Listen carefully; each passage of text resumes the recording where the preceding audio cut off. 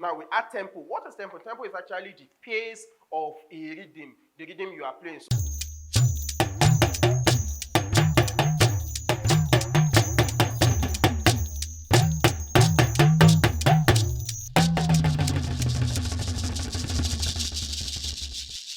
Hello and welcome to another episode of our drum teaching session, and today we are introducing you to the Apala or Adamo, or what is popularly known as Gangan. So we are introducing you to the techniques of playing and handling this talking drum. We'll play it, we'll apply the techniques, and we'll make it talk. It has to talk, it has to speak to me and you, and that is why we are here today. So number one, by now you should have familiarized yourself with striking. So you strike it first just to sound check. Strike.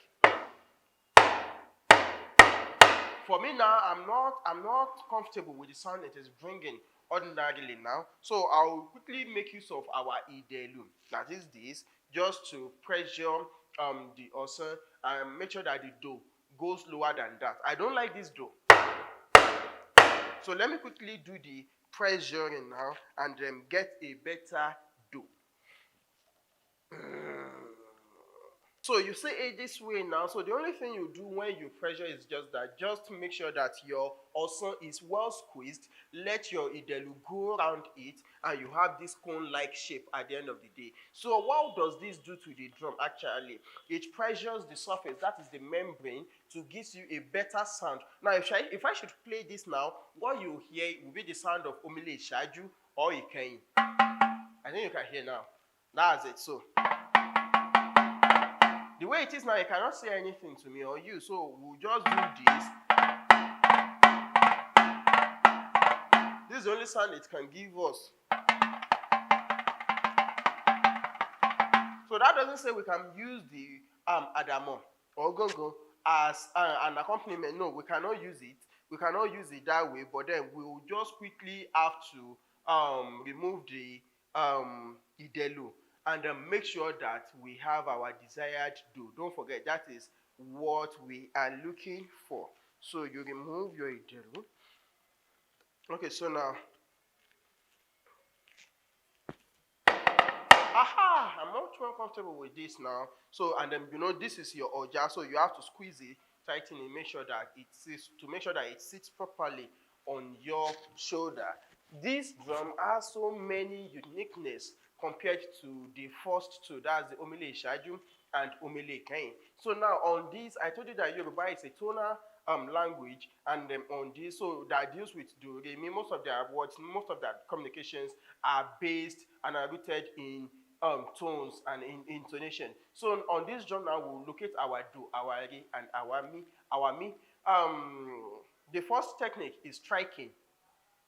I introduced you to striking in the previous episodes. So the first technique is striking. You strike with your opa, not stick.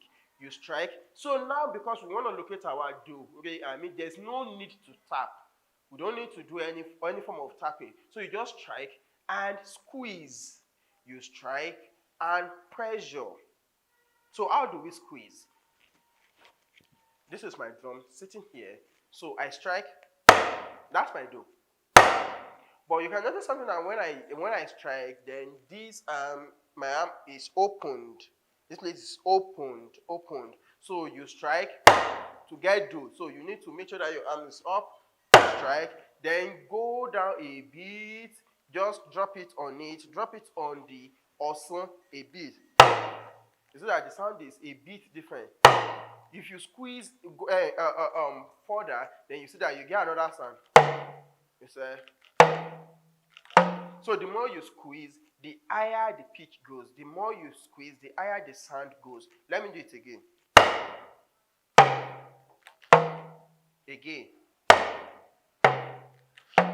So that's our do re mi.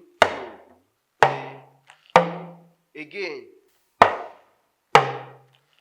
Now we add tempo. What is tempo? Tempo is actually the pace of a rhythm, the rhythm you are playing. So let's assume do re mi is our rhythm.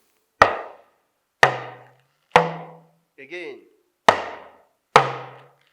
Now you increase the tempo, that's the pace.